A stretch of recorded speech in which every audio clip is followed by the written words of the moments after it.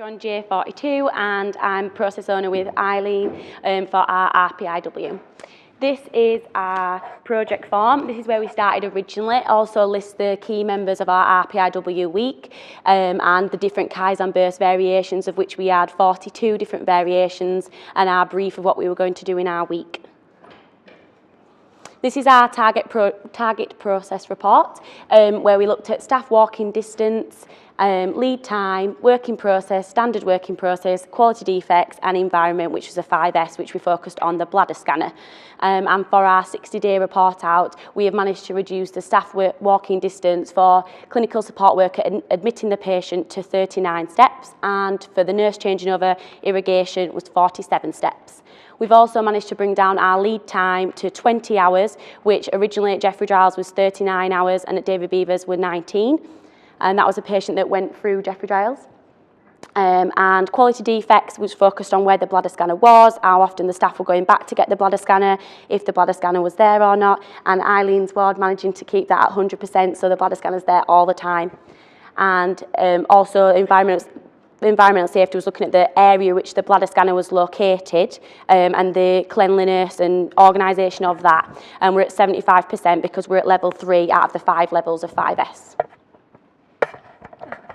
Oh yeah, also that's just good. So this is our skill matrix. Part of our RPIW week was looking at education of staff, focusing on TURPs, and we've put together some standard work, which is a TURP teaching, which all the staff on 42 have now had, and then we've just got to pass that on to the staff on J43 to enable staff to be able to feel more confident looking after post-TURP patients.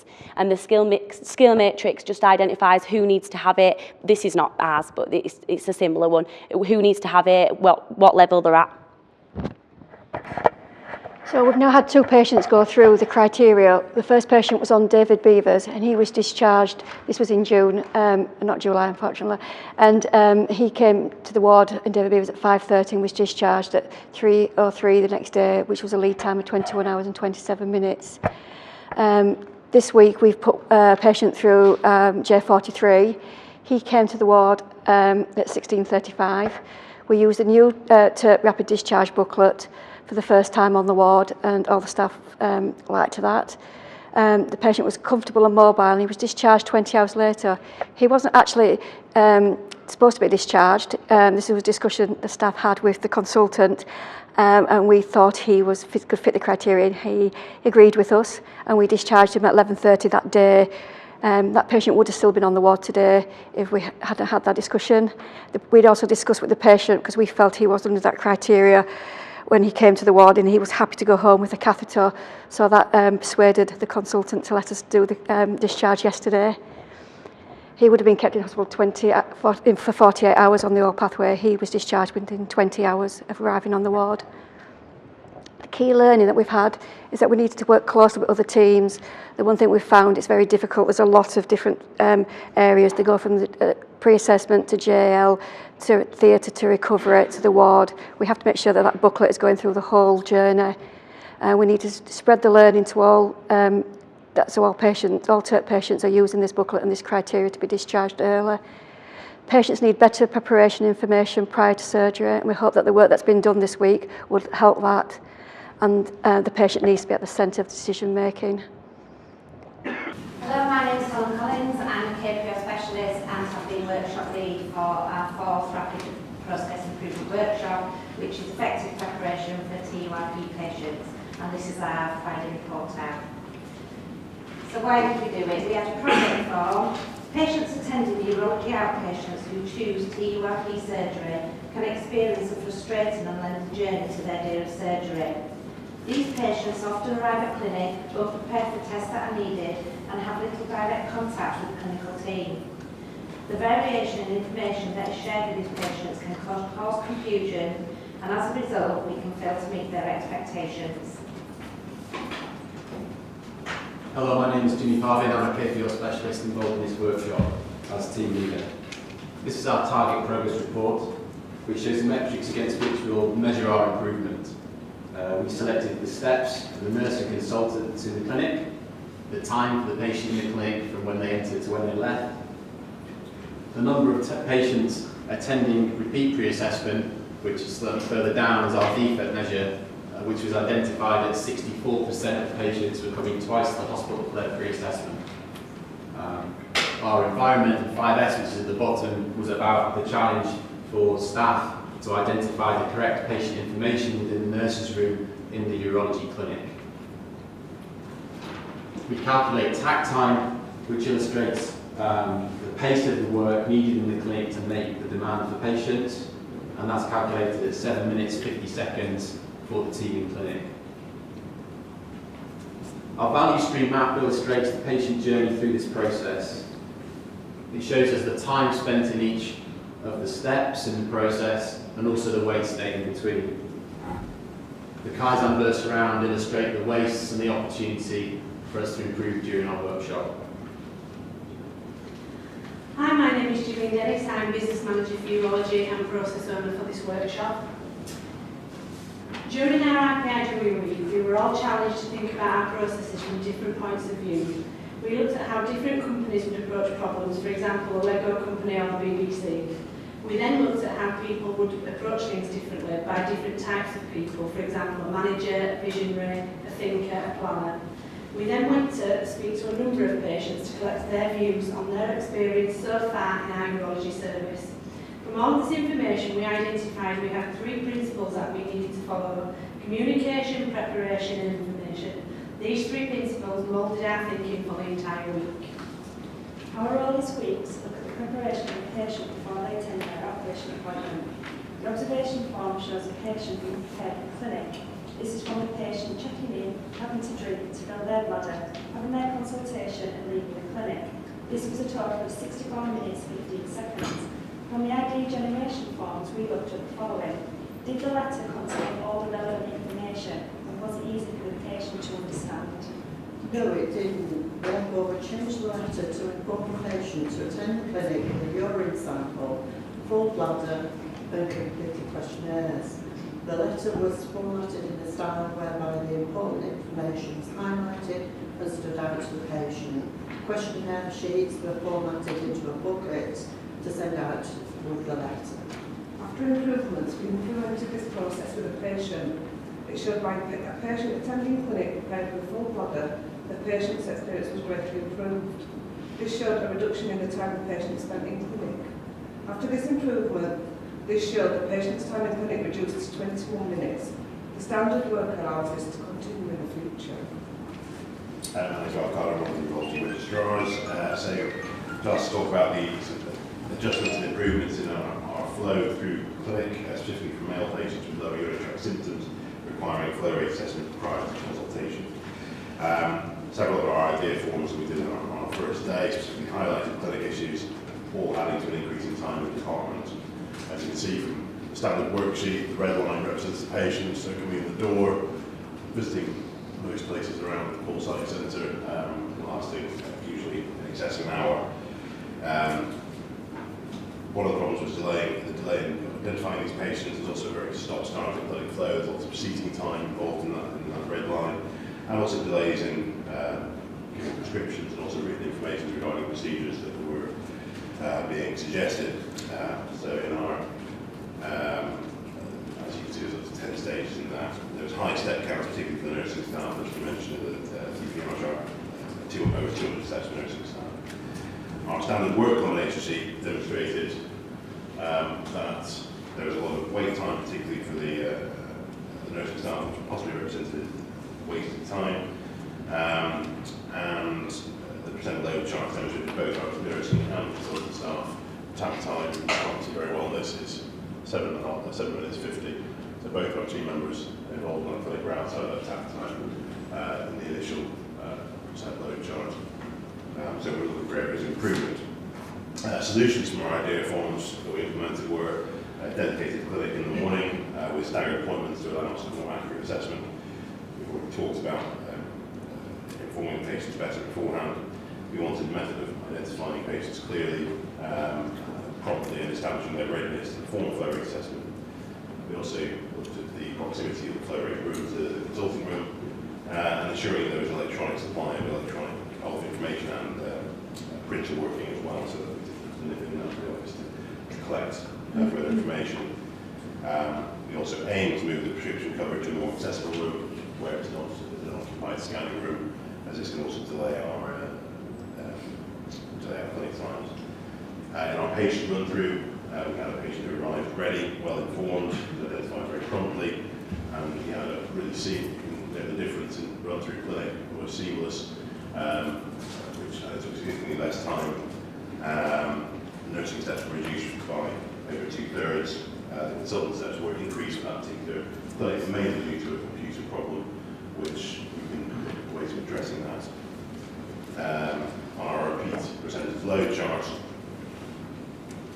you can see that actually our nursing time fell below the tap time. The consultant was beyond it partly due to the computer issues related to the room, but we also felt that there was time that the nursing staff fall below the tap time. They could be things like setting up the computer in clinic, getting results which were available in clinic. That can actually aid the consultant time, bring that down closer to tap time, so there's room for improvement there.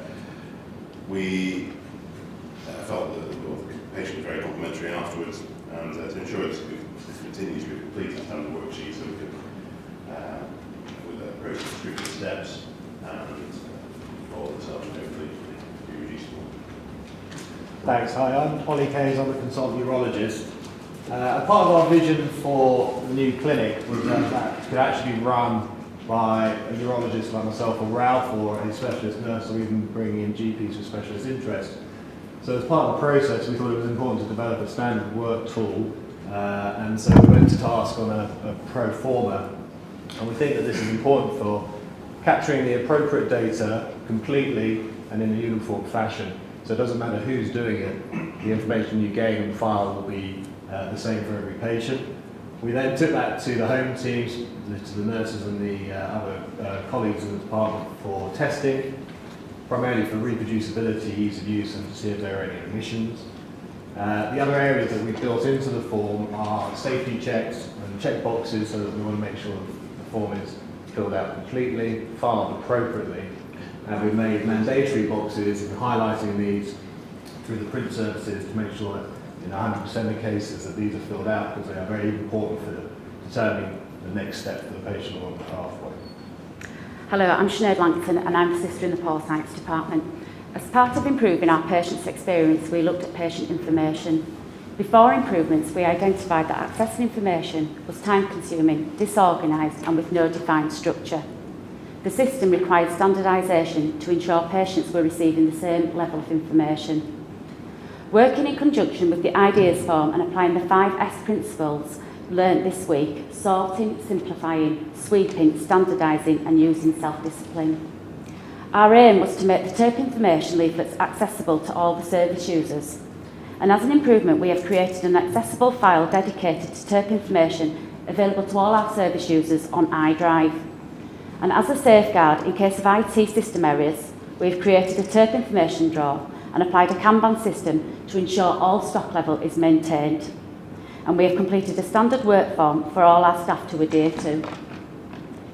We found it really encouraging in how the home team responded to the implementation of the new system, as they could clearly see the positive impact this would have for our patients at the Paul Sykes Centre. So also this week we looked at the defects of the patients that were requiring a reassessment. A patient that was having the surgery in David Beavers would have a 50% chance of having to come back for a reassessment, and that was 68% for those patients having surgery in Jeffrey Giles. So this means overall 64% of patients, TURP, were having to reattend pre-assessment. So the idea to eliminate this was to add a patient to an active waiting list straight from clinic before they even attend pre-assessment. So that once a patient has the confirmed date for surgery, we would then arrange a pre-assessment appointment. This would mean a patient will not need to re-attend pre-assessment, which would reduce the percentage from 64% to 0. So to achieve this, we've created a flowchart which details each step we need to take to add patients directly to the waiting list from their clinic appointment. And we also produce a standard process to ensure all staff work in the same way. So I think it's part of our first week working on this, we identified what we've called intuitive waste. It's the sort of things you sit around every day going, oh, we've got these problems, but no one of us could actually identify the measure for that or how big the problem was. So we've gone through that. And now the vision is to take us on the next part of the journey, and this is where the parking area becomes very important and the work that we've set aside to discuss with the sponsors. So we feel that we can build this pathway even better. So we've taken out the initial waste, but we feel there's areas around patient arrival, the information they get before clinic about coming to the clinic, and then actually establishing a one-stop clinic. So those patients who come will not only have a consultation, they can have associated investigations. So we've spoken about flow rate tests that were previously taking an hour, but we think we can also combine flexible cystoscopy, prostate ultrasound, and other biometrics into that process and still have that patient through within an hour.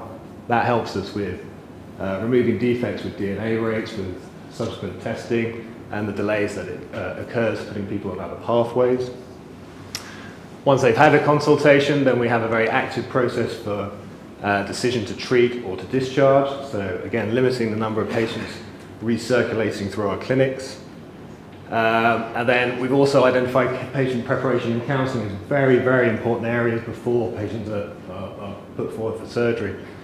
So that could be, again, nurse-led or consultant or doctor-led, and actually demonstrating catheter care and techniques at best point, and not as we heard earlier with the patient actually in the bed with the catheter in them, saying you've got to look after this, saying this is what you're going to have, and these are the processes you're going to need to have in place before you go home. And if we go to the next slide, linking the two RPIWs, this came out of the first work, and that was trying to identify those patients that we want on the same day discharge. And we set that as a 6-hour assessment process. And that's quite a long way away from what we've got at the moment at 39 hours. But by combining a tool like this, measuring and assessing the patients at an early stage, preparing the patients at an early stage, and doing it in a uniform and standard measure, we can then actually implement the new ways of treating BPH, not just with the standard TURP, but the other areas that we'd like to bring in, so that any patient coming through has a very uniform pathway. And hopefully with the advent of provisional timed slots for their surgery, we'll be able to give them their dates and their surgery in a timely fashion. So returning to our target progress report, our improvements in the staff walking distance for the nurse were to 64 steps from 226. The consultants increased to 120 from 51, partly due to shut-in for computer equipment. The lead times reduced from 64 minutes 15 seconds to 21 minutes 37 seconds. The quality defect remains at 64% because it wouldn't be fair to say that it's changed at this point. Well, I hope that the illustration on what's been put in place would deliver that on our remeasures, certainly in 60 days. Our 5S project, in terms of the patient information, again illustrated very well by the pictures. We're going to conservatively give ourselves a level 2 because we haven't got every section in level 3 at this point. I think for the 5 there, we've got a little bit of self-discipline to implement. So going back to the patient, we couldn't prepare the patient by giving them the letter that we've created because we're still in the creation, it's not been finalised yet. So what we did when we phoned the patient at home and read the letter to him, so he knew exactly what preparation was needed. So the patient came in and was seen, and I met him afterwards to thank him for his involvement and ask him what he thought of the day. He thought it was amazing. He said he's never had an appointment. He said he was off the scales. He's never had an appointment where he's been in and out at the right time. Because all of the 21 minutes that he was in the hospital, he was with somebody. There was no waiting time. He was with a nurse or he was with a clinician. And this is what we aspire to for all patients coming to urology clinics. And finally, this is our newspaper. These are the issues that we've been looking at over the week. So it's the problem, it's how we approach it, it's who's responsible and by when. And you can see that a lot of these, we've got 2 that are complete, we've got some that are nearly complete. And so the challenge for the next coming weeks and months is for us to complete all of those to say that we've been successful. So just to finalise, these are some of our key learnings from this week. Look for waste, measure to understand it better, make a method of change. Preparing the patient improves their experience. Valuing thinking about who uses the information we share to guide and design it. And most importantly, and this was a really big learning for us as a team, talk to the patients to understand it from their perspective. And just finally, there's a few thank yous there for people that have supported the process.